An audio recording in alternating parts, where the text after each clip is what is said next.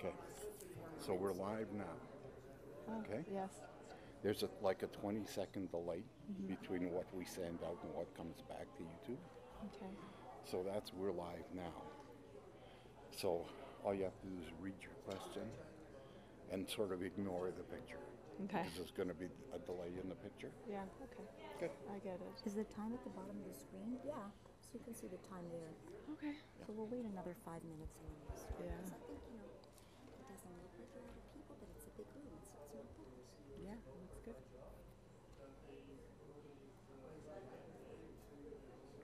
think people are also tired and it's cold and they don't want to go out at night. It's a commitment on a Thursday evening. But it's important that we're offering this. Of course. It's important to have public education all over the world about what's going on in Israel at all times. When I lived in France, the media used to communicate about Israel as if it was a French province. It was unreal. You turn on TV and it's all about Israel. You think it's part of France. Here it's very kind of off to the side compared to how in the face it was there. Probably one of the worst hit countries for new anti-Semitism. And so a lot of the apartments were being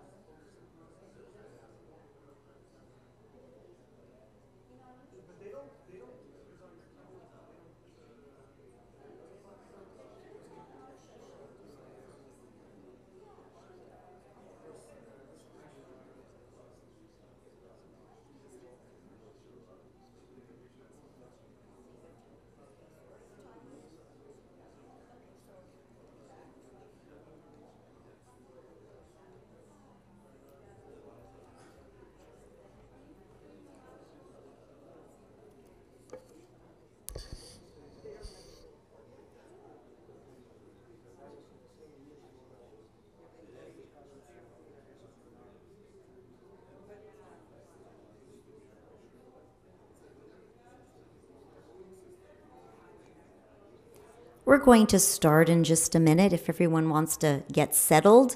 And you don't have to stay at the back. You can come a little bit closer if you like.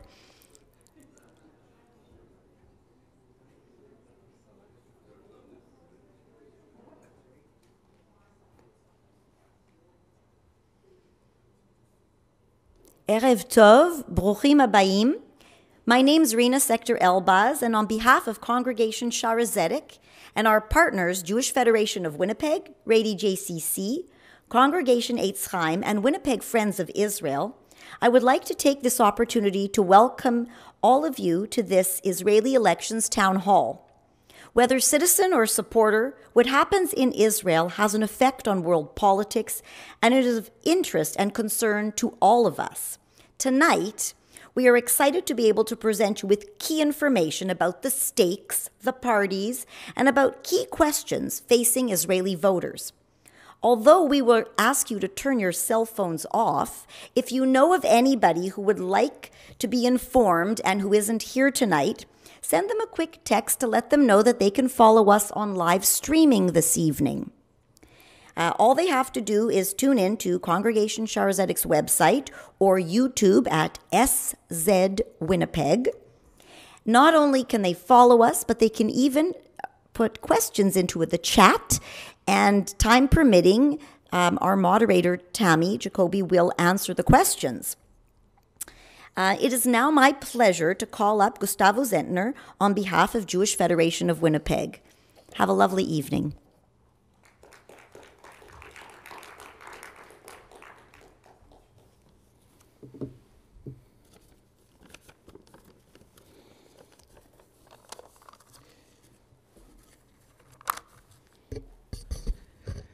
Good evening, ladies and gentlemen. Erev Tov lekulam, Bruchim Habayim. I am Gustavo Zentner. I am the Treasurer and Chair of Finance for the Jewish Federation of Winnipeg, and I'm very proud to join with you in this learning session this evening. I bring regrets from Laurel Malcolm, President of the Jewish Federation of Winnipeg, who was unable to join us this evening. I am particularly pleased to bring remarks on behalf of the Federation and to kick off what promises to be an interesting and very informative evening. The Jewish Federation of Winnipeg is the representative body of the Winnipeg Jewish community. We are committed to sustaining a strong, secure, and connected community rooted in Jewish values. Tonight's program promises to be a primer and a discussion on the topic of the upcoming Israeli elections.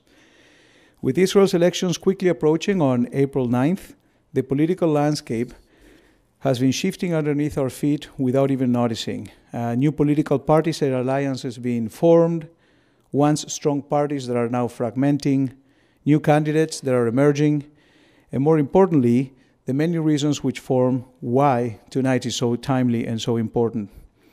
Of course, for the rest of the evening, we'll get a rundown of the parties, the political figures, and what do they stand for. We'll also explore the hot topics of major issues that are at the forefront of the election. What are the potential issues that the next government of Israel will face? To give us background tonight, we are pleased to have Dr. Tammy Jacoby, who is an associate professor of political study at the University of Manitoba, where she has taught and done research for 20 years. Her publications include Women in Zones of Conflicts, Power and Resistance in Israel, Bridging the Barrier, Israeli Unilateral Disengagement, and Redefining Security in the Middle East. She publishes on Middle East politics, terrorism, grievance-based identity, Middle East diaspora, politics, and gender. She's a Canadian and Israeli dual citizen. Following Tammy's presentation, there will be a Q&A session where the audience can ask questions live, over the internet, or in person through the microphone. I would now like to announce a video that will present to you some background information on the Israeli elections, and I'll come back to see you in just a moment.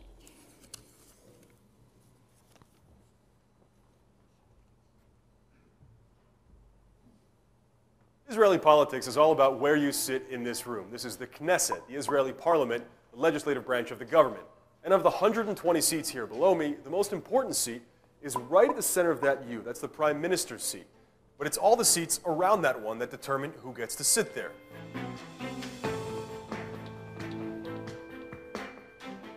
Here in Israel, voters don't pick a particular politician. Instead, they vote for a political party. But no one party will win an outright majority. In fact, the most successful party in the upcoming elections may win as few as 25 seats, less than a quarter. So what happens here is that right after the elections, all of the political parties meet with the president, and they tell the president, this is who we want for prime minister. This is who we'd like to work with in the upcoming government. That person then has a chance to put together a coalition government, to put together a majority of the seats here through political wheeling and dealing and trading political favors for support. Because of the way this works, winning the most seats doesn't guarantee that you're the next prime minister if you can't make the right deals. Now, technically, 61 seats is enough here in the Knesset, but most prime ministers want more than that. They want a coalition of 65 or 66 seats just so they have a more secure administration. Oftentimes in Israeli politics, it can come down to one or two of the smaller parties in the upcoming election to decide which way the election goes. Because they can sometimes have that influence, these smaller parties are called the kingmakers, and they determine who gets to sit in the prime minister's seat and who doesn't.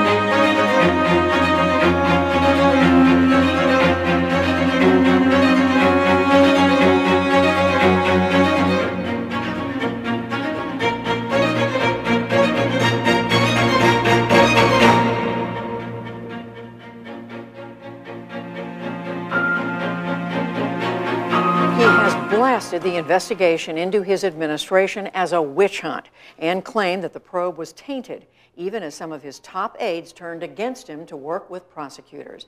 As John Yang reports, the long-awaited decision to indict Israeli Prime Minister Benjamin Netanyahu comes just weeks before an election that could give him another term.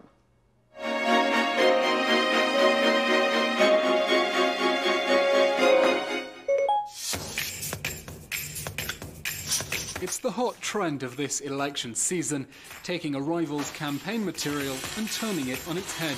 The meme wars are on, and viral videos mean votes, so candidates are riding hot trends. Yair Lapid of the centrist Yesh Atid party shreds the laws he wants to scrap and marks the laws he wants to fix. Labour puts the video in reverse, suggesting he'd sit in a Netanyahu government and throw opposition votes in the bin. Likud shows him shredding allegations against him and incidents he might rather forget.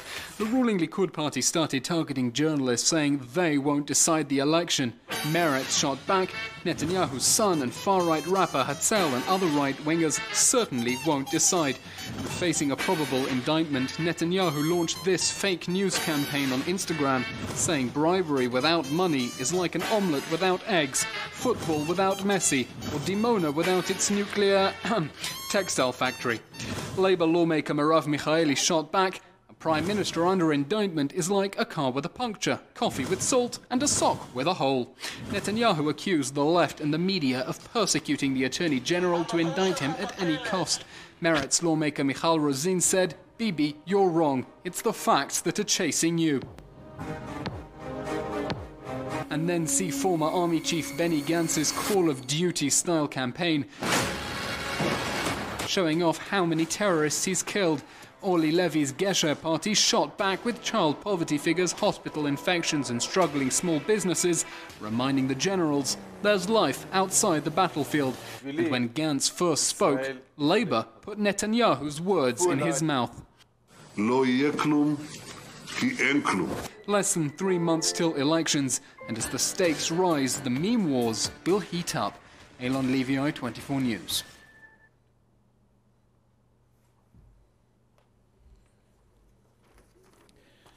Tommy, I think you've chosen a light topic for this evening. I can assure you that the audience is extremely engaged, probably more so than the regular students that show up at your classroom. I'm going to ask everybody to join me in welcoming Tammy to the podium.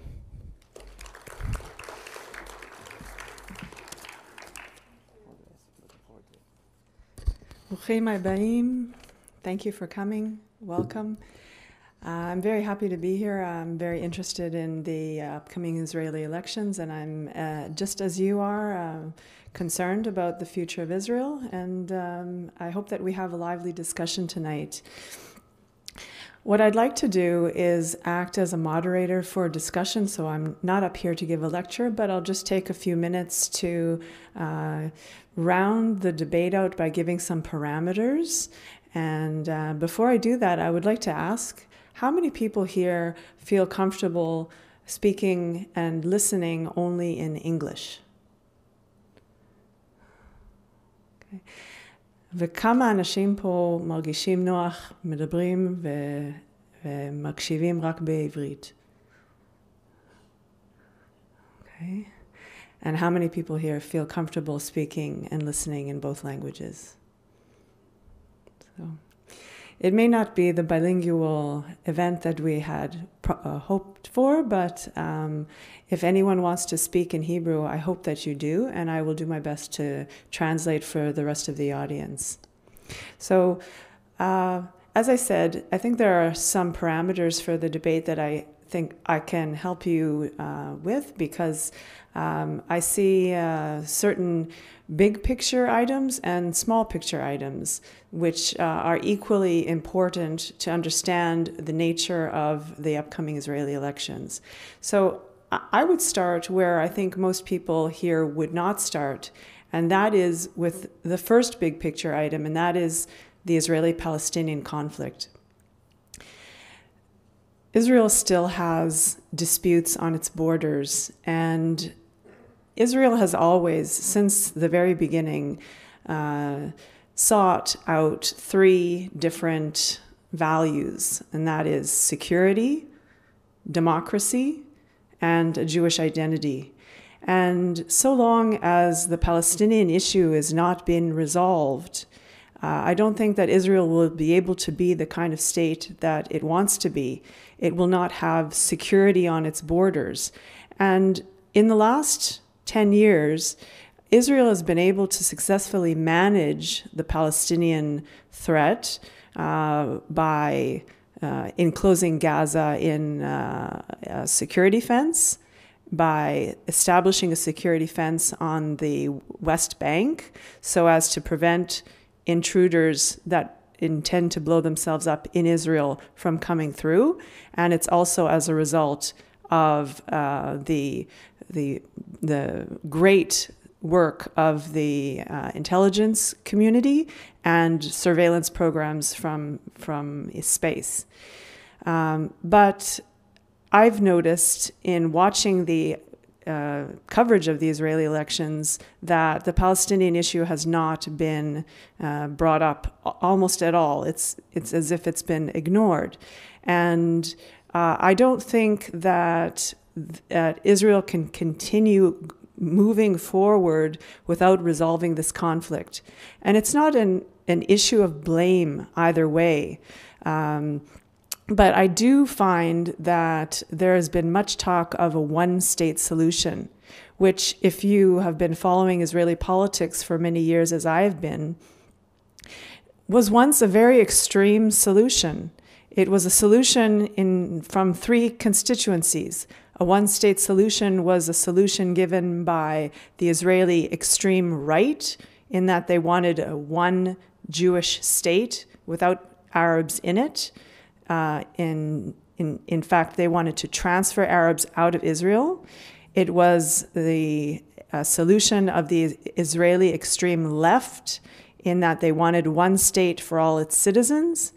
And it has been always an extreme position, and sometimes even a moderate position of the Arab international community, in that they want one state of Palestine with Palestinians and no Israelis, or Israelis with lesser rights. But now I'm hearing about a one-state solution coming from mainstream politics.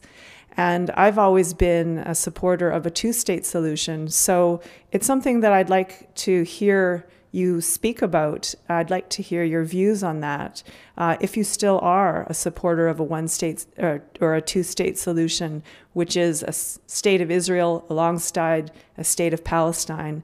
And today it's a very difficult situation because the Palestinians themselves have bifurcated. They've gone to war with each other. They've come up with this awkward situation where there's Palestinian Fatah ruling the West Bank, Palestinian Hamas ruling the territory of Gaza. And so there's no single address with which to negotiate. So it's not an issue of blame. It's near impossible to have negotiations at this time, but it may have something to do with a second big picture issue, and that is that the Likud has been in power now since 2001. That's 18 years, and that's a long time for a party to be in power in a democratic state. As someone who is supportive of democratic governance, my sense, no matter what your political views are that parties should rotate in and out of government. When you have a party that stays in government too long, you get corruption of the kind that we see nowadays with the charges or the indictments that may be coming down the line against Netanyahu, and was the case against his predecessor, Ehud Olmert, who spent 9 months in prison. So this is the second major issue, or big picture issue, I would say, is Iran, which is a threat not only to Israel, but to the world. Its nuclear program is concerning, and there was a period of time when there were nuclear limitation talks with the United States. I don't know where they're going today, but Iran continues to be an active threat to Israel if it gains nuclear capability, alongside its continued support for the Hezbollah, the Party of God, which is in control in southern Lebanon with the Shia population. Most people in the West see Hezbollah as a terrorist organization, and it's on the terrorist lists of all Western industrialized democracies. But it's a mainstream political party in the Lebanese parliament, so something to look at. And finally, the last big picture issue is Israel's image in the world. I think it's been pretty bad so far. The last 10 years have been bad. There's a rising populism in Europe, particularly in Western Europe, in France, in Germany, and in England, as well as the United States, where we see increased xenophobia, anti-Semitism of the old kind, not just the idea about criticizing Israel, but anti-Semitism as in hatred of Jews, which comes along with hatred of Arabs in Western Europe. And I think that Israel has to do something to improve its image in the world so that it can be part of the world just like any other state. And just like the previous issue, it's not entirely up to Israel to do that. So then we have the small picture issues, which are specific to these Israeli elections, and they are, I would say, not in order of any importance. One, what happened to the left? Okay. Since 2001, the left wing in Israel has disintegrated, and as a result, we've had all of these years of right-wing government, and it's important to think about how to build a viable opposition to the right wing. The left wing disintegrated, in my opinion, on account of the outbreak of the second Palestinian uprising, and the refusal of the Palestinians to continue dialogue with those people in Israel who were interested in having good relations with them. So how to rebuild the left. The second is are the indictments against Netanyahu, are they real? Are they a witch hunt, as he is claiming? Is it possible that a sitting prime minister will be indicted on charges of corruption and fraud and bribery? The third is the representation of women. I've noticed that on the right wing, the representation of women doesn't seem to be much of an issue. There are no women in the first 5 categories or the first 5 positions of the Likud's slate. There are many more women on the left wing and more Mizrahi men and women on the left wing as well, which leads me to the fourth issue, and that is the economy. Israel is 55th, which is not so great in terms of per capita income in the world. There is great inequality in Israel, which you may not notice if you go for a visit. You don't see the shchunot, the neighborhoods, the outer towns outside of Jerusalem, and the places that normally visitors to Israel would go.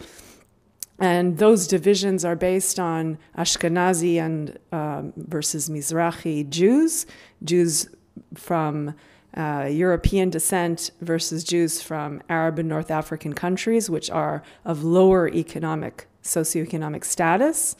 There are differences between veteran Israelis and new immigrants, which are of lower economic status.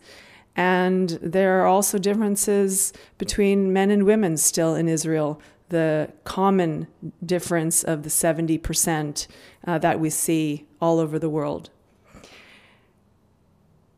And that's about, other than that, I would just throw in one last issue, and that is something that started this whole election process early, and that is whether the ultra-Orthodox Jewish community should serve in the Israeli Defense Forces. I would like to know your opinions on all of these matters.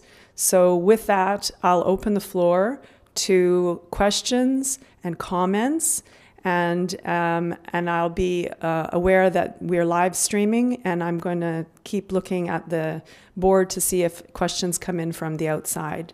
So if anyone wants to speak, and I hope you do, there are mics standing on all sides of the room, and I think that there is going to be a roaming mic for anyone who wants to sit down and speak. Okay.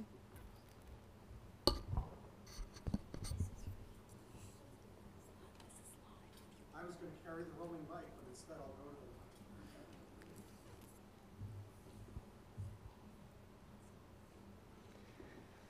the... Okay, that's working. Tommy, in my reading of the issues that seem to be of top concern to Israelis, it does seem to be economic issues and health care too.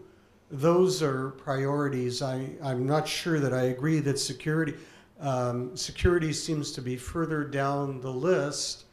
I guess the question that I have is, with all the machinations now among the different parties, especially Kahol V'Lavan, which is formed now from various groups, do you see much difference in the platforms of Kahol V'Lavan and Likud on any of the key issues?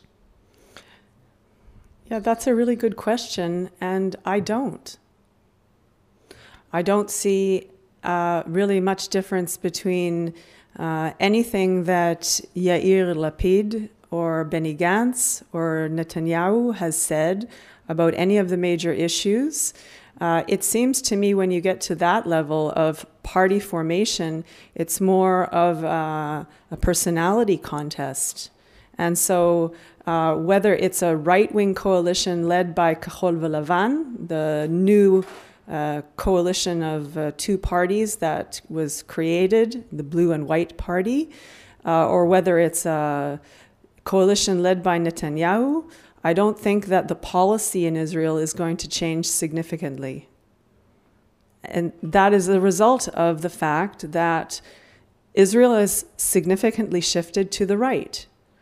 And right-wing, center-right-wing Israelis have similar opinions on all of the issues from economic to security to healthcare, and on the issues of education and healthcare, much like right-wing parties in all of the world, the issue is to hold back on funding, except for in coalition bargaining, when the Likud or any other party will get into coalition bargaining with the religious parties, they will have to promise funding to religious education.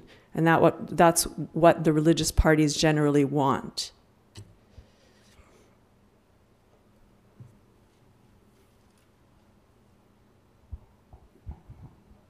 I have no recollection, but was any time in the past a chance to change the threshold, like get enough votes in the Knesset and maybe pass a bill, so raise the, I think it's 3.25 now or 5%? 3.25? Yeah, the electoral threshold is now 3.25%, and it's the highest it's ever been. So the evolution of the electoral threshold, which is אחוז החסימה, for those Hebrew speakers, it was at once at 2 point something, and it started out at 1%. So Israel is a proportional representation system that has been moving towards trying to eliminate the smallest of the smallest parties from running for office. That's what I was trying to get to. Like, is any attempt from the big guys try to thin out the field? Like, there are some fringe parties, sometimes they just hold the rest of Israel hostage. Well, yes, that is true. And that is what we saw in the video clip are called kingmakers.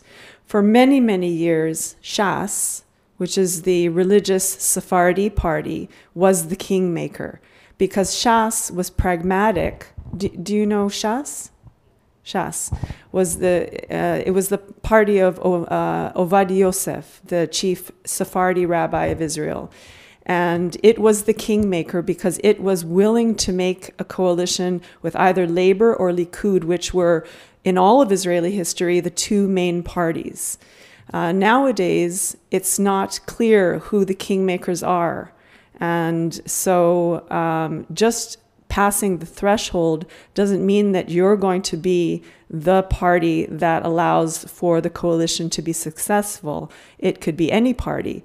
But the problem with Israeli politics is that it's very unpopular for parties on the left and definitely not on the right to establish a coalition with the Arab parties. It's just not done. Hi, Tammy. I'm not sure if I misunderstood what you said before, but you said that, or I understood that the Likud and the Kahol Belavan party are proposing a one-state solution. That's right? Not exactly. They're proposing, what Netanyahu has proposed is a status quo, which is the way that the things are today. A state of Israel with Gaza and the West Bank as self-autonomous regions, not a one-state solution. But what I was saying is that a one-state solution was once a very extreme solution, and now it seems to be entering into mainstream discussions. Because the way I see it, one-state solution means that Arabs from the West Bank and or Gaza would have rights to vote. And as I know, no one proposed that. No, the extreme solution on the extreme Israeli right, which is the kind of solution that you get from parties like Otzma Yehudit, the party that, the post-Kahanist party that seems to be insinuating itself in the coalition. I hope you know what I'm talking about. If you don't, please let me know. Is the idea that you transfer Arabs out of Israel and have a Jewish state without them.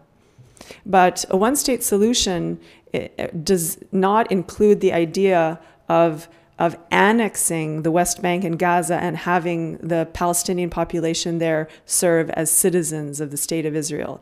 That would be the left-wing Israeli solution, that the whole area would be one state for all of its citizens.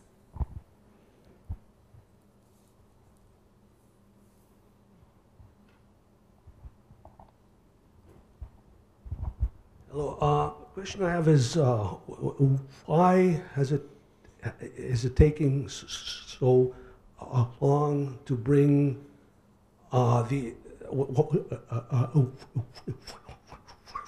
why has it taken the Israeli Attorney General so long to bring charges against Netanyahu? And perhaps a question Canadians seem to be asking their own country.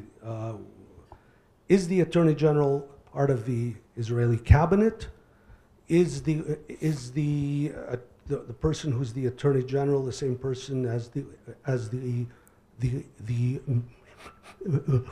Minister of Justice in Israel? Well, that's a good question. I think not. The Attorney General is in an independent position, and the reason why they haven't brought the indictments yet is I don't really know. I was waiting for the last minute to see if the indictments were being brought down. They have not. They're waiting, maybe on account of pressure from the Prime Minister.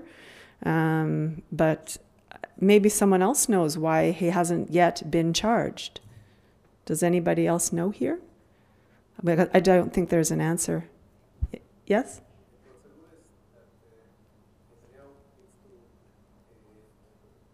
Defends himself now and speak and try to convince the Yoetz HaMishpati that he's not guilty. And then after he heard him, then we take some time to resolve and bring the final solution if he's going to be charged or not. It's a procedure. Okay, I don't think I understood what you said. I say בעברית. נתניהו צריך, יש לו זכות להסביר את נקודת מבט שלו ליועץ המשפטי לממשלה. Okay, so Netanyahu has the right to answer to the charges against which he has been indicted. ואז היועץ המשפטי יחליט אם הוא מאשים אותו או לא. וזה תהליך שלוקח זמן. Then the Attorney General will decide whether he will go ahead with the charges or not. Exactly. Take time. Yeah.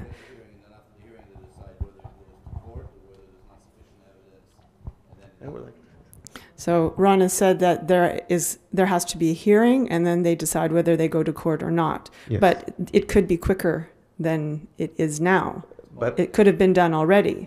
So the question of why hasn't been done already because it's too much material to watch and too much edim. Too many witnesses. Witness and too much material, and there's not one or 4 different cases. It just takes time. That's what they say. Okay, but they could have done it earlier. They could have put their ducks in a row earlier, and they could have brought witnesses to bear before the elections. So maybe it is a political move that they're waiting to see who gets the most votes and has the opportunity, according to the president, to form a coalition, and then they will come out with indictment. היועץ המשפטי אומר חד משמעי לא, שזה לא קשור, זה פשוט לוקח לו זמן, כי הוא עצמאי, אבל חלק מהשמאל טוען כמוך. Okay, the Attorney General is independent. Yes. And the second thing you said? אבל בכל זאת, חלק מהשמאל, most of the people from the left wing say what you say now. are saying what I'm saying. But, yeah. Can I say something? Yes. About כחול לבן, what I think, first of all, since the second Intifada, I speak in Hebrew. Go ahead, speak, but then speak in sentences, and I'll go by sentence by sentence. לדעתי, מאז האינתיפאדה השנייה, פשוט הקהל בישראל, הוא נמאס לו לשמוע מהפלסטינאים, ולדעתי... Okay, since the start of the Second Palestinian Uprising, which was in 2000, Israelis are, let's put it this way, they are sick of hearing about the Palestinians. Okay, I don't say it's good or bad, I'm saying what is my opinion, what is happening. Yeah. They just get very disappointed. You can continue in Hebrew. Okay, וזו הסיבה שהשמאל ירד כמעט לגמרי, למרות שב-2006 קדימה זכה עד 2009. זאת אומרת, הליכוד לא היה מ-2001 ברצף. Okay, and so that's why the left has been disappointed with the Palestinians, even though in 2009 Kadima, which is a more progressive party, got a significant number of seats in the Israeli Knesset. Yeah, 2006, and Olmert was, and also Sharon was, were Prime Minister from Kadima. Yeah. Olmert, Sharon was in Likud. But what I would like to say that after התנתקות from Kadima, also the unilateral solution that was התנתקות also go slow down. And why I'm saying that? Because I think that בגלל ההקצבה הזאת, הדרך היחידה שהשמאל כרגע יכולה לעלות לשלטון, זה עם מישהו שנראה ימין, אבל הוא שמאל. וגנץ... Okay, so the only... and that's an interesting thing, and I have an example of this. The only way that what he's saying is that the only way that the left can get back into power is if you have a right-wing politician who's actually left-wing, who has left-wing tendencies. And that is exactly what I saw in Yitzhak Rabin. He was once considered to be he had a decorated military career in combat, and he was considered to be a very stern on issues of security. He was considered ish bitachon, security man. But then it was a set of circumstances in 1992 that brought him to power, because the talks were, now I'm adding, okay?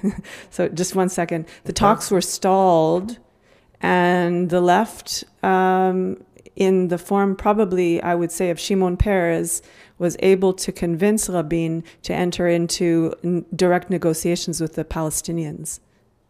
Yeah, go ahead. I interrupted him, so he had more to say. Okay, no, I finished. Let other people, it's okay. יחד עם זאת, מה שאמרתי, אני לא חושב שבכנסת, גם אם כחול לבן ינצח, לא רואה מצב שיש להם רוב בלי המפלגות הערביות, אז עדיין לא בטוח שיוכלו לנצח. With the מפלגות which? ערביות. The Arabs Party. Oh, yeah. I mean, אפילו אם ינצחו, יגיעו לרוב, כנראה שזה יכול לקרות. אני לא רואה מצב שהם יכולים להרכיב את הממשלה, כי לא יהיה להם רוב של גוש השמאל. Right. So what he's saying is that the new party, Kahol Velavan, blue and white, which is the newest party literally in the last few days, that was established between Yair Lapid and Benny Gantz, would not, even if it had the possibility of building a coalition, it would not do so with the Arab parties. But I don't think that it's a taboo in Israel for any right-wing coalition and even left-wing coalition. The Arab parties were just banned from elections. Which ones? Sorry?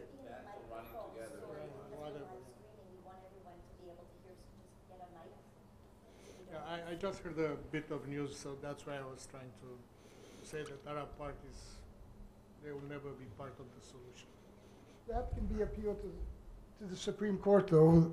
But I was just wondering, do you think there are any Israeli political parties that might be prepared in a possible peace solution to think slightly outside of the box? Like, for example, I think on the issue of Jerusalem, the annexation is problematic, but division of Jerusalem is equally problematic. What I would say is joint jurisdiction over the whole area of Jerusalem as well. There should be joint jurisdiction of a passage from the Gaza to the West Bank, and Israelis would be subject to Israeli law, Palestinians would be subject to Palestinian law. That's one thing that might be slightly outside the box. And as far as the issue of the, quote, right to return from the Palestinians, it ain't going to happen, we all realize that. But on the other hand, do you think it might be possible for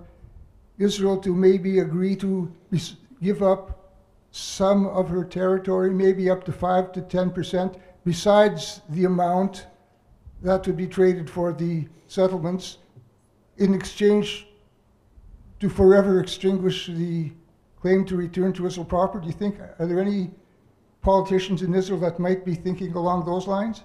Mm-hmm. So you've covered a lot of ground in that comment. And so, as I'm sure you know, there are 5 final status issues which go back to the 1990s that were supposed to have been resolved 5 years from the Oslo Accord signing. And they are one which you mentioned, the status of Jerusalem, another which you mentioned, which is the fate of the Palestinian refugees, which started out as 700,000 people in 1948 and ballooned now to about 1.5 million people, maybe more now, because we're talking about 2 generations that live in refugee camps, about 52 of which are dotted around the Middle East. The border, where the borders are going to be, the future of a Palestinian state, and the settlements. So on the issue of Jerusalem and on the issue of the Palestinian refugees and the settlements, the right-wing parties seem to be satisfied with the status quo. Anyone that would think out of the box, in my opinion, and this may be controversial for some, cannot be right-wing.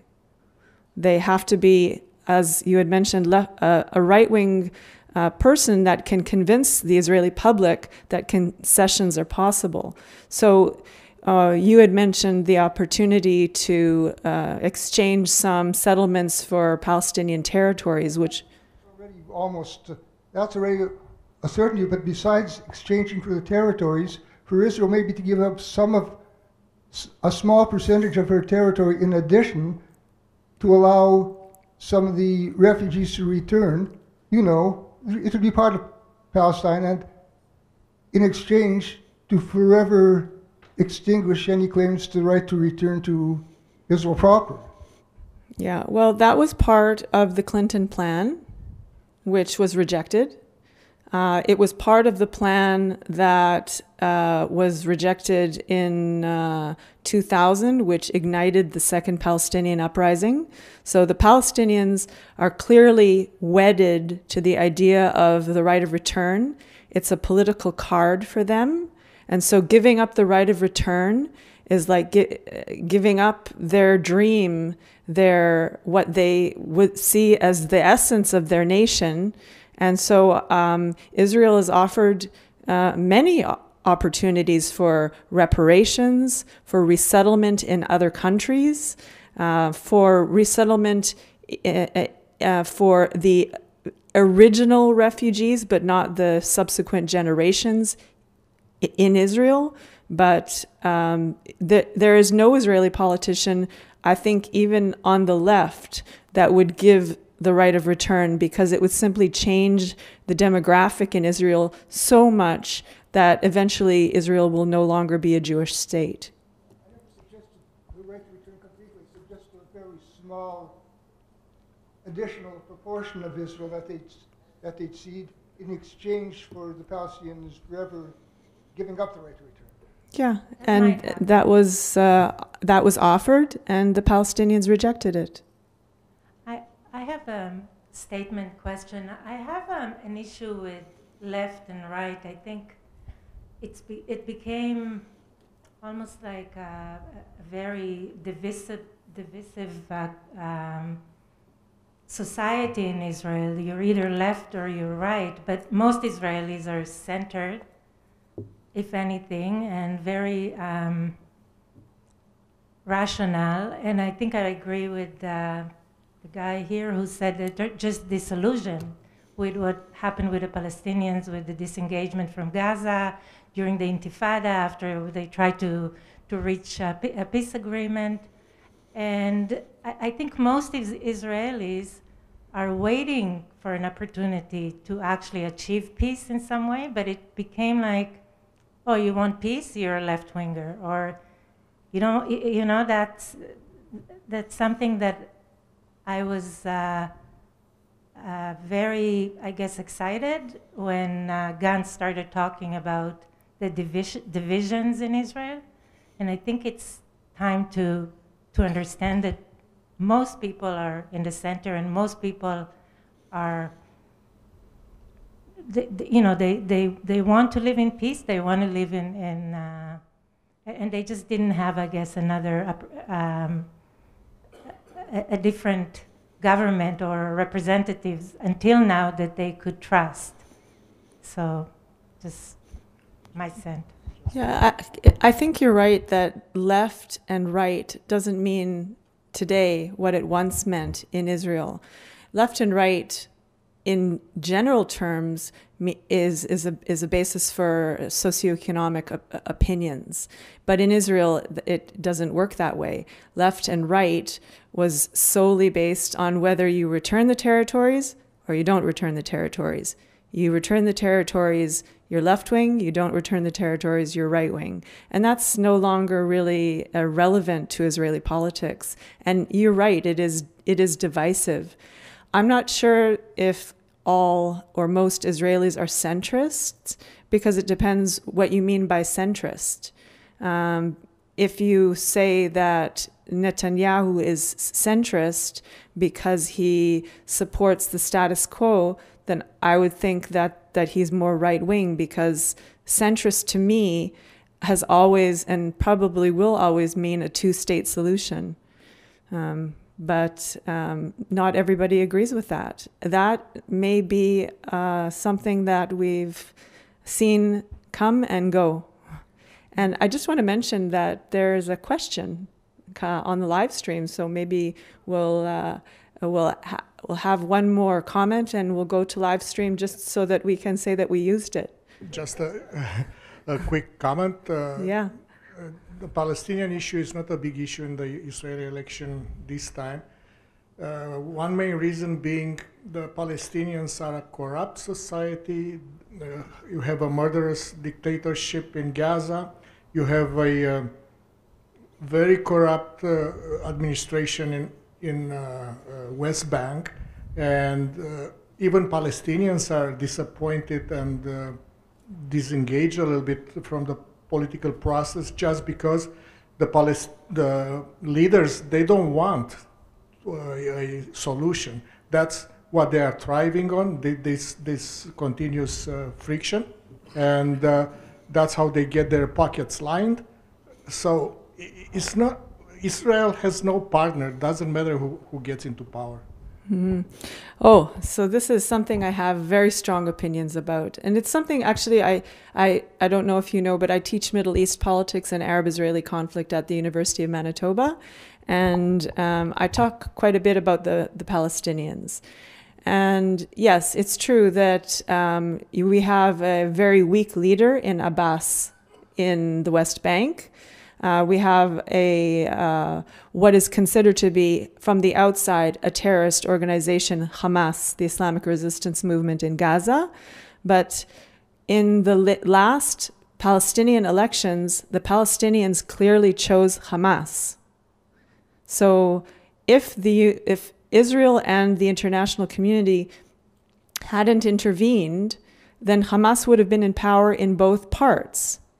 And my sense, which may seem controversial to you, is that when an extremist or militant or terrorist party comes to government, there's a tendency for them to become more moderate, because you're then faced with the issues of governance, which are providing services to the community, which Hamas clearly does, running the government, diplomacy, relations with other states, building economic plans. They would have had to do that. And so it may have been the case that had the international community not intervened and failed to recognize the results of that election, we may have had an address to write to when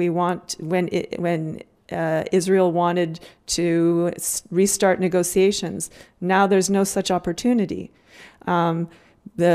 You call Hamas a murderous entity. Yes, it is against Israel. But on the other hand, it is a legitimate political party for Gazans. The Palestinians support Hamas. They don't see it as a terrorist organization. They see it as their government. So I think that there was a missed opportunity there in the last elections. Because now there's nothing to negotiate and nobody to negotiate with. Should we go to the live stream? Sure, and then I'll ask my question. Okay. So we have, can you hear me? Can you hear me? Yeah. So we have a question from Adam Levy, who was not able to come today. He says, if Netanyahu and the right wing win this election, what do you think will happen if he's forced to resign due to the charges of corruption against him? And Daniel Elbaz, is that yours? Yeah, there's only one Elbaz in Winnipeg, so yeah. He asks, what could be the American peace plan announced? What could be the American peace plan announcement influence the elections? How could? Okay.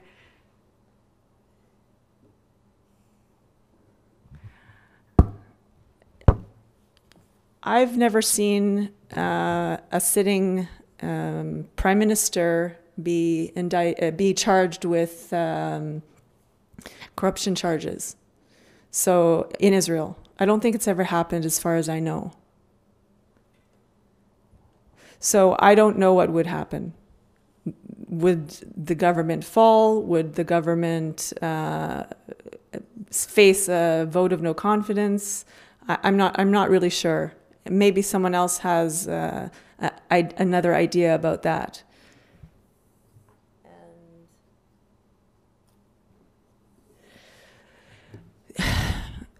I don't give much credence right now to American peace plans under Trump.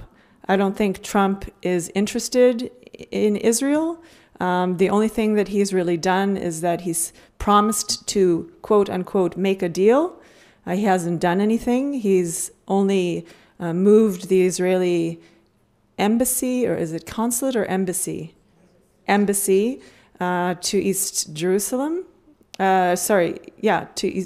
To West Jerusalem. And I don't think that any American announcement would have any effect whatsoever on Israeli politics under Trump. But that has a lot to do with my sense of Trump's lack of interest in Israel, really, and his lack of policy. Who was first?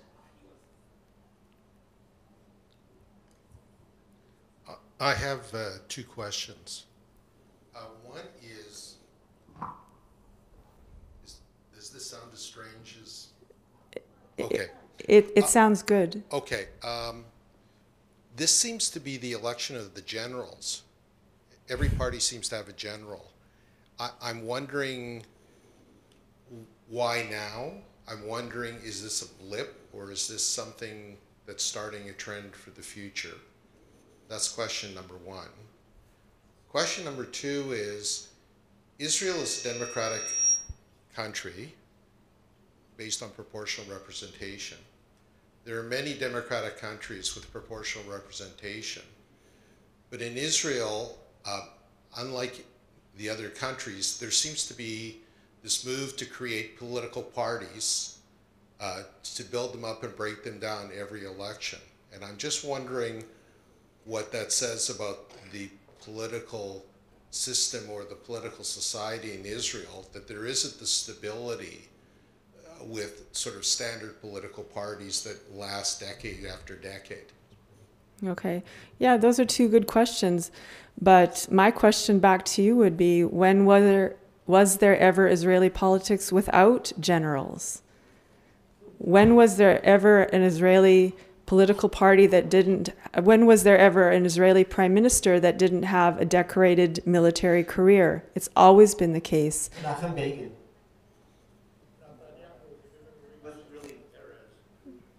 Netanyahu is known to be the first Israeli-born prime minister, but he had a relatively fine military career. He wasn't of the stature of Ehud Barak or Yitzhak Rabin or their predecessors, but there has always been well, they all go through the military. And Rabin and Barak were at the top. You've now got the head of Mossad, the general, the chief of the Joint Chiefs of Staff or whatever. I was in Israel the week of the flotilla incident, and I was at an event with the person who used to be the head of Shin Bet, and he said the problem at the time was that the military, the people who came through the military, who were the leaders and trusted by the public, were no longer the leaders of the parties, that it had become politicians, professional politicians. And that the problems with the country were that the military leaders had stepped aside. But now you've got people of such high rank coming forward. I don't remember an election where 3 or 4 of the top generals are now running. Mm-hmm. So I sort of see that as a difference. I don't know if it's a comment on their concern for their country or if this is a new trend. And I guess that's the question I have. Yeah. Well, I guess I don't see it as a new trend because whether you're a general or coming from a chief of staff, you always have to have a decorated military career in combat in order to catapult yourself into positions of higher authority in Israel, whether it's prime minister or the public sector or the government or anywhere. Maybe it's a new trend in the sense that the only thing that I could think of is that there are changes in the military, and the military is now becoming more streamlined and professional. But what concerns me is that I don't want to see a garrison state where the military is making decisions over and above the civilian leadership. So I actually think that civilian leaders should, in a democracy, should make decisions about going to war and such. Well, but is Gantz military? He's now a civilian leader. Yeah. With a military background. Yeah, but just like every other Israeli prime minister. Yeah. And the second question, remind me? Second question was, the proportional political representation. Parties yeah. created every time. Unlike, I don't know another country in the world that goes through political parties as quickly as Israel does. And I mean, it seems to be much more fluid, but is that something that says something about the society or the state or what? No, I don't think so. It's a direct result of the nature of the Israeli electoral system. Proportional representation favors minority parties. And so with the relatively low threshold, it allows for building and rebuilding of parties that simply want to enter into a coalition with the winning party. But every country in the world that has a proportional representation system has the same problem of parties reconstituting themselves every time there's an election. And something to think about is the opposite of what's going on in Canada now, that the Green Party and other smaller parties are thinking about, or at least the Prime Minister had promised to lead an investigation into the possibility of having change over to proportional representation in Canada, but dropped it. There may be an opportunity for Israel to think about changing its electoral system to a majority system so that it can be more effectively stable and center on larger parties rather than having to rebuild coalitions based on a bunch of smaller parties every time an election is called. But I've never heard that conversation in Israel because it is a truly democratic state, and I think a majority system wouldn't suit them. Well, Ben-Gurion had that conversation in 1954 and just lost the vote. He wanted to move back to first past the post, and he just lost it. He just missed getting it through the Knesset. Oh, okay, I didn't know that. Thank you. My question is about the implosion of the left, but also the presence of multiple left-wing parties, left-wing secular parties. And it seems from the last few elections, for the last few election cycles, Labour and Meretz have just been siphoning votes away from each other. So why haven't they ever unified? What's preventing them from pooling their resources? Because it's the same demographic that would vote for them. Yeah. I'm not sure about that. I don't think that it's the same demographic that would vote for them because traditionally Labour has been much more center than Meretz. Meretz has been much more left-wing. Meretz has been the party of those people who would support groups that are more conciliatory than Peace Now, let's say, as a movement, would be willing to make more concessions to the Palestinians. And Labour, I think, is more centrist. Labour has had more opportunities to make coalitions with parties that are right of itself, and Meretz wouldn't do that. Meretz has never been in office anyway, so it's hard to know who they would make a coalition with. But it is the case that both Labour and Meretz have lost support. Why they haven't come together is an interesting question, and it may be an issue of personality, but it's also an issue of policy. They just don't agree on some of the most important issues. Sorry, I have a question for you, Tammy. I would like to know if you can explain a little bit about the Arab parties, what they represent and what kind of influence they have. Well, the Arab parties, as I understand, have united, and mostly the Arab parties throughout Israeli history have been supportive of greater minority rights and access for Arabs in Israel. So they fight against discrimination, they fight for greater representation, for greater resources for their neighborhoods, schools and services. And the only thing that I would bring up as a caveat is that since the Second Intifada, the Arab minority in Israel has become more radical because the Second Intifada was the first time that the Arab minority or members of the Arab minority in Israel fought against the Israeli military. The Arab minority didn't participate in the first Intifada, so they may have become more radicalized. But those are really the issues to protect their communities in Israel. would they join one of the coalitions to strengthen it if their requests would be met? Is that a possibility? Well, I don't think that they would be wanted.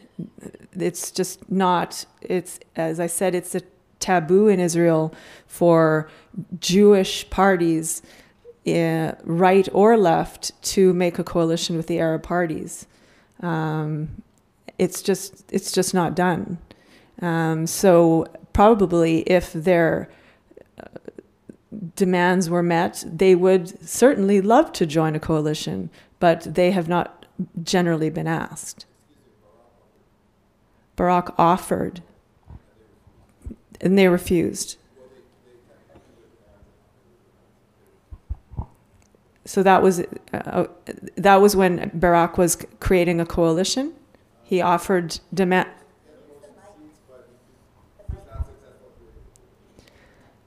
Can you restate what you said with the microphone? That was when Barak had the most mandates, but he was not successful in creating a coalition. He tried to include the Arab parties in his coalition, and they simply kept upping their demands until it was impossible. Mm-hmm.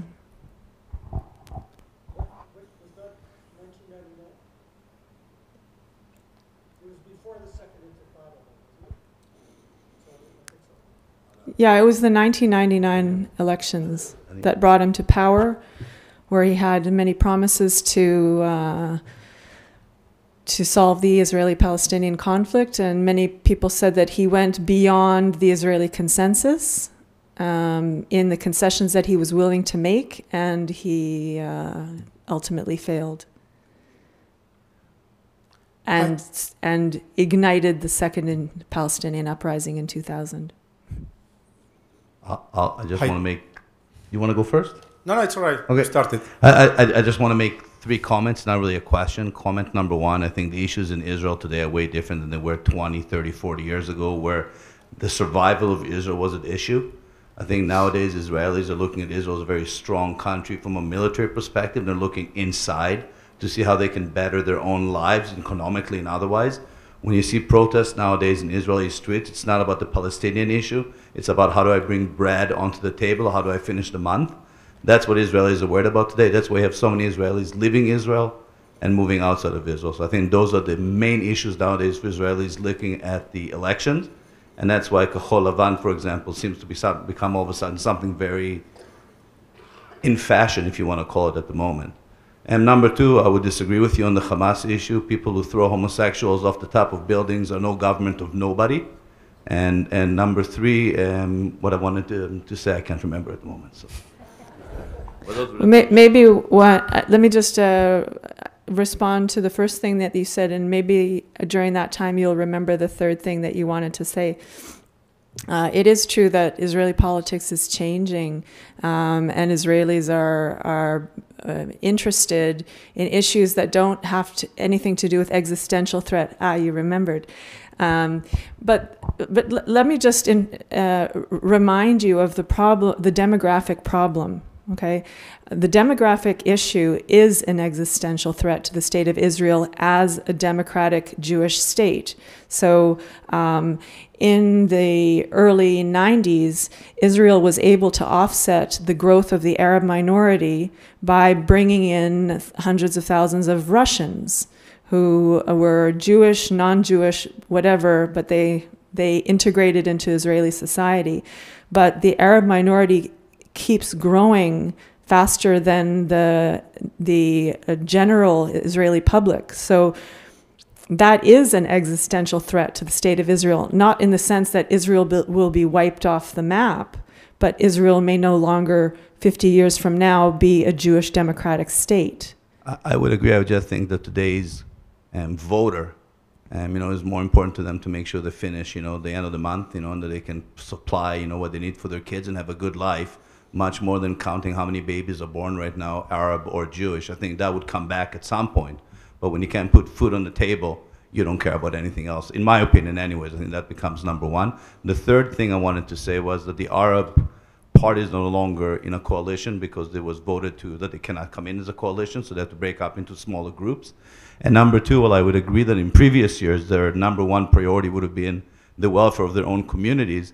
They've taken on the cause of the Palestinian cause much more as their own cause, and have now identified themselves as the speakers of the Palestinians in Israeli government, and that's why even a left-wing Jewish party would not align with the Arab parties nowadays, who've taken a very strong stance as representatives of the Palestinians in the Israeli government. Yeah. Yeah, gone are the days where you have the hundreds of thousands of people that would come out to rally for or against issues of Palestinian lands, Palestinian statehood. I remember the last time I was in Israel, my mother and I, where's my mother? She's there.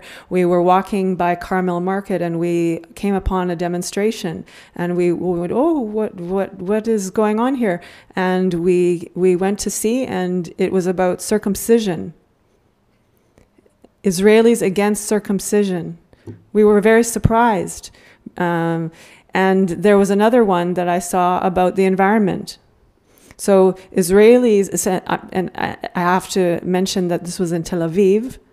Okay, so it's the liberal of the liberal part of Israel. But in places like Tel Aviv and Netanya and Haifa and those kind of large cities, Israelis are quite liberal, and they have, the youth especially, have the same political opinions as youth have in other parts of the world. They want to get on with their lives. They want to get an education. They want to get a good job. They're happy to work in the private sector. They increasingly don't want to do military service. Conscientious objection has become much more acceptable now. You don't need a military background to get a job now in Israel, as you once did. If you somehow, for some reason, did not serve in the military 20 years ago, you couldn't get a job in government. Now nobody wants a job in government because they get a lot better pay in the private sector, in high tech, diamonds, and so on. Yeah. Ami, before you said that you don't see any material difference between the agenda or the platform from Likud and Kahol Lavan, correct? Yeah, I don't see much difference. Yeah. Looking at the territorial issues, I read that Gantz said that he will keep the settlement blocks. He didn't say all the settlements, which gives me the idea that he might be ready for a compromise to give up certain territory. And he also said that any major decision will be submitted for a vote to the people. So to me, it seems that there are certain kind of compromise they are willing to, and the Likud is not. So you think that if pressured, the Likud wouldn't give up an opportunity to give up on certain very unpopulated outposts, which wouldn't really make any difference whatsoever to the ultimate solution of the Israeli-Palestinian conflict? I think both Gantz and Netanyahu see the large settlement blocks as permanent and non-negotiable any longer.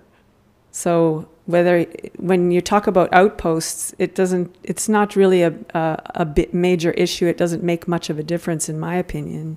Well, but they are, from what I understand, what he's saying is that he might give up the territories that are with Palestinian population in the West Bank, plus the isolated settlements. Yeah. This is my reading. I don't know. Yeah, it may be the case, but give up to whom? In exchange for what? Okay. Yeah, it's hard to know what that electoral promise would amount to if he was really serious about it, because no territory will ever be given back without something in return. So what would be given in return? It would have to be some kind of, in my opinion, some kind of increased control over East Jerusalem. Okay, thank you. Okay. Tammy, excuse me. one of the things that's really striking, we on with this?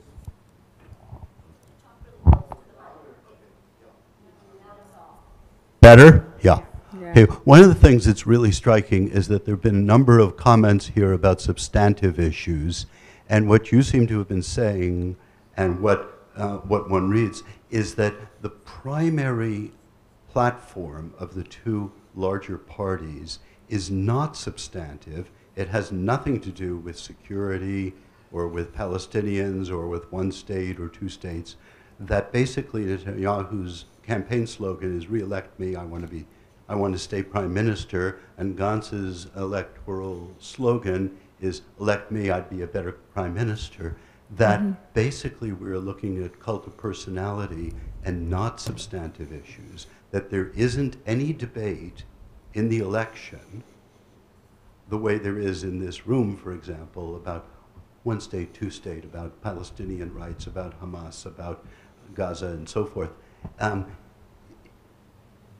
Does that offer any possibility that a week after the election, anything is going to be different except for the name? Yeah, that's first of all, to cut to the point. I don't think that there's going to be any difference. It's what's going on in Israel, which is the focus on the image of the leader rather than the philosophy or platform of the party, is something that's going on all over the world now. Okay, it's going on in the United States between the Republicans and the Democrats. It's going on in many states because elections nowadays are mostly based on trying to get into government rather than appealing to specific kinds of voters on an ideological basis.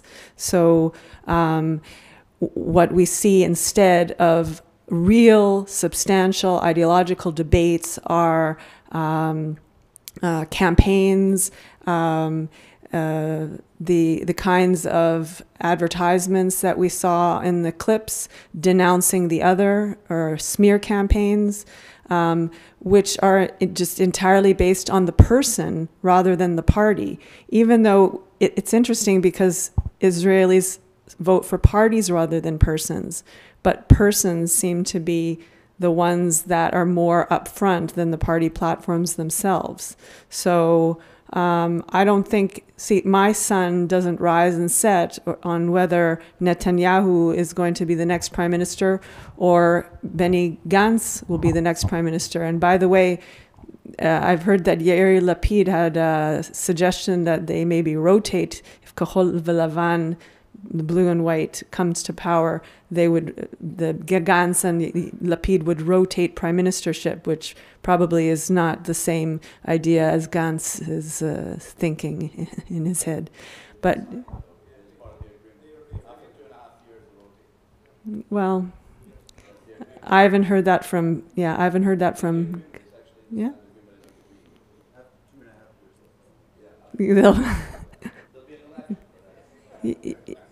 Well, if that's the case, then my sun doesn't rise and shine and set on either three of those candidates.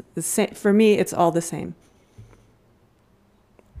Tammy, you mentioned, is this better? Yeah. You mentioned that there's a dearth of women in the political scene. Are you aware of the group formed that's called Women Wage Peace in Israel? No? Is it new? It's about 2 years old. Is anybody in this room aware of that group? Yay. Because a woman from Winnipeg, Vivian Silver, who was also active with empowering Bedouin women in the South, is one of the members. And we had at Tarbut last fall, Yael Deckelbaum from Montreal, and her group, they do the emblematic song, Women Wage Peace. I mean, this may sound overly idealistic, but they are going to put up a tent tomorrow at all the major intersections, a mother's tent, and they are going to be pressuring every politician to say, what is your stand on peace, and what are you going to do for it? And one of their models is that in Liberia, it was women who helped bring about a peace. They had about 40,000 women march from the north, from Metula, all the way to the south. And they picked up their women from the right, the left, Jewish, Christian, Muslim, Druze, and their goal is peace. And they're saying, give us a chance. And they're putting on pressure. But you haven't heard of them, eh? No, and I should because it's been a while since I've worked on women's movements in Israel. So if it's a new one, then I wouldn't know about it. But the interesting thing is that I said before that women are not on the top slate of the right-wing parties, but they are on the left-wing parties. However, women are stark supporters of right-wing parties. So women are not necessarily peaceful. They're in the literature on feminism and war. There's been a long-standing natural coincidence between women and peace, which is not true in fact. And so Likud wouldn't be able to stand without its female support. So there are a large number of nationalist women who are very much willing to go against the peace process or not think about the peace process in Israel. And the groups that I used to study, groups like, so this is the older generation of this type of group, like Bat Shalom and Women in Black, they've pretty much disbanded, because they were left-wing Israeli Jews that were lost when the left disintegrated in Israel. So women and men have to build up the left and the peace movement, not just women alone. Ladies and gentlemen, we're going to be wrapping up in just a few minutes, so Tammy will entertain another couple of questions. Okay. There's a question over there. Maybe a roaming mic would be useful.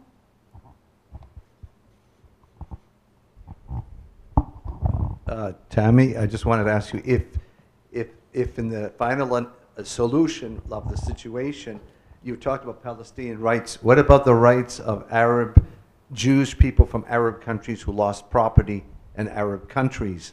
And that would have to be addressed as well as any final peace agreement. It won't.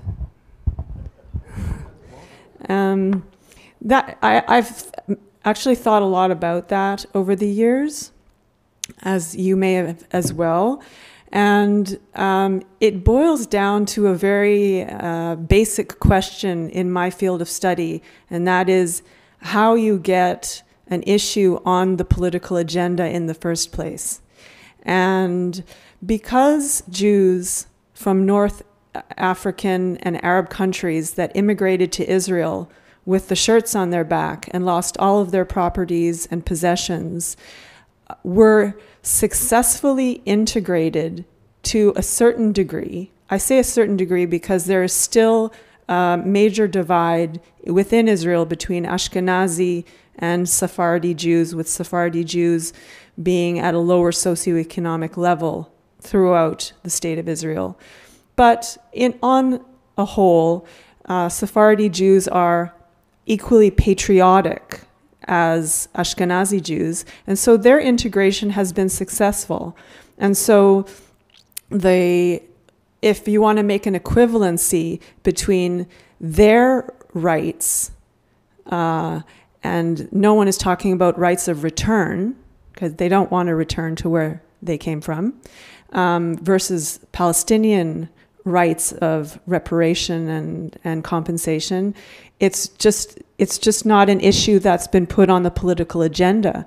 There have been attempts to do so, but they're pretty much taken care of. And if someone, some leader or movement manages to do that, then maybe they will get their property back or get back whatever they lost when they left. It's just not on the political agenda. Do we have any more questions? We've been asking a lot. As far as I remember, 40 or 50 years ago, when Labour was in power, Arab parties were part of the coalition. nowadays, having a coalition with Arab parties makes no sense or seems to be crazy for most Israelis. What happened in the Israeli society or the Arab society in Israel that changed a lot? It was the Intifada? Is it clear? You mean over the last 40, 50 years, 40, yes. 50 years, what has changed with the Arab minority? I think they've developed a stronger voice. I think that they have changed their politics a lot, particularly with the second Palestinian uprising, and this has already been said, that they have become more radical. They have, for the very first time, shown their willingness to engage in violence with Israeli police. It was the first time, the second Intifada was the first time that Israeli Arabs participated in the uprising. And they politically are more affiliated with their counterparts in the West Bank and Gaza than ever before because of ongoing discrimination, exclusion, etc. So, for example, Arabs don't have the right to immigrate to Israel like Jews do. Arabs don't serve in the Israeli military. So they're not an entirely... They have every right, as any Israeli Jew does, to vote, to run for office, or even serve in the army. Yeah, but they don't. They don't want. They don't want. They don't want to But they have the right to. Yeah, but they don't, because they don't want to be in a position to be fighting against their counterparts in particularly since the 1967, they don't want to serve in a capacity in which they might be face to face with Palestinians in the West Bank and Gaza. So they've become more radical.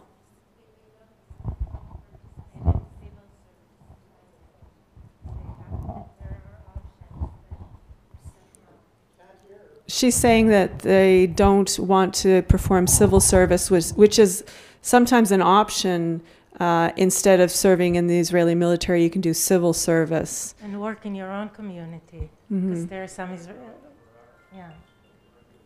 Yeah, and there have been ongoing questions. There have been ongoing questions throughout the existence of the State of Israel of their loyalty to the State of Israel, and many. I would say that most of them have been loyal, but the politics has pushed them away from that loyalty because of the ongoing Israeli-Palestinian situation.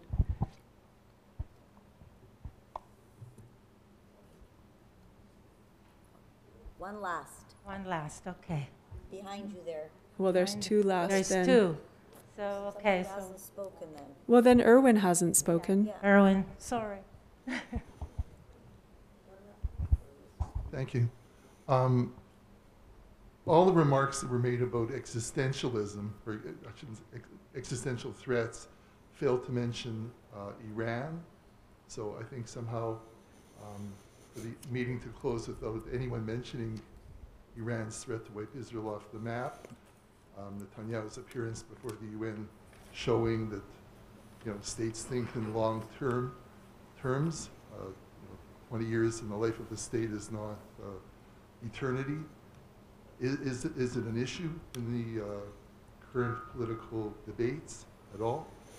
I mean, Ron East said everything's bread and butter, or existential considerations relate to demographics. Nobody talked about Iran and military issues. Iran hasn't come up as far as I've seen, in the coverage of the Israeli elections, because it's already understood by not just Israel, but the whole world, that any upcoming nuclear contender, the world is interested in having a status nuclear quo, Okay, so no new nuclear powers, and Iran is developing a nuclear program. It claims that it's for nuclear energy and not for offensive purposes. Israel disagrees. But I don't think that it's really a military issue, because from what I understand, the nuclear program in Iran is in underground bunkers. It's completely decentralized. It's not something that the Israeli Air Force can destroy. I know that the Mossad has successfully assassinated or used the policy of targeted assassination to kill Iranian nuclear scientists. But for every Iranian nuclear scientist, there's another one that will take his or her place.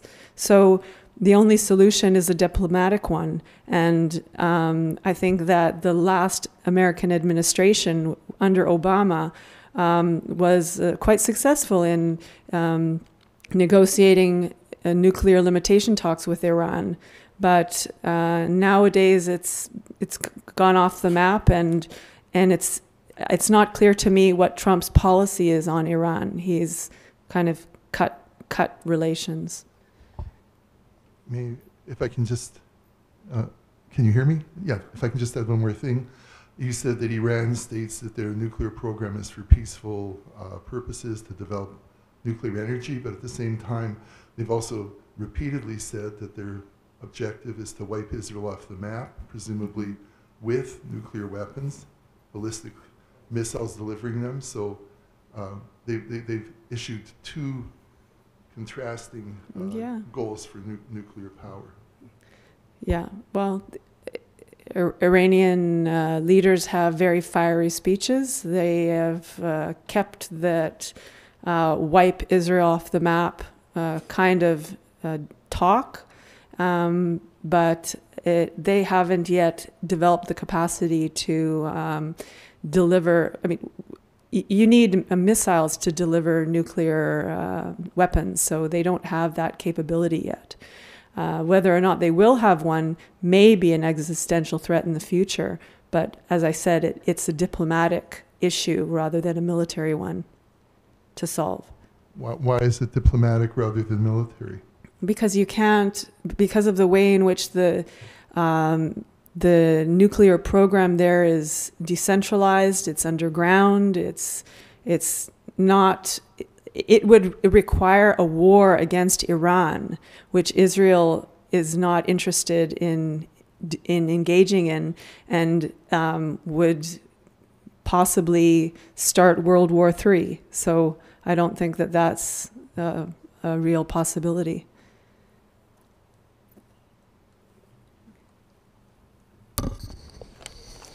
First of all, I would like to thank Tammy Jacoby. It's a lot of research and a lot of good information. This is just the tip of the iceberg. I'm sure there's lots more questions that you have, and possibly you'd be able to answer those in the coming days as we lead up to the elections.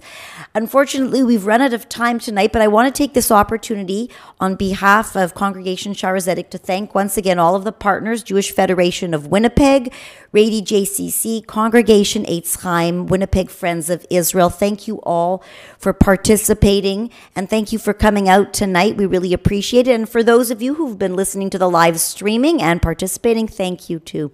Have a great evening. Erev Tov.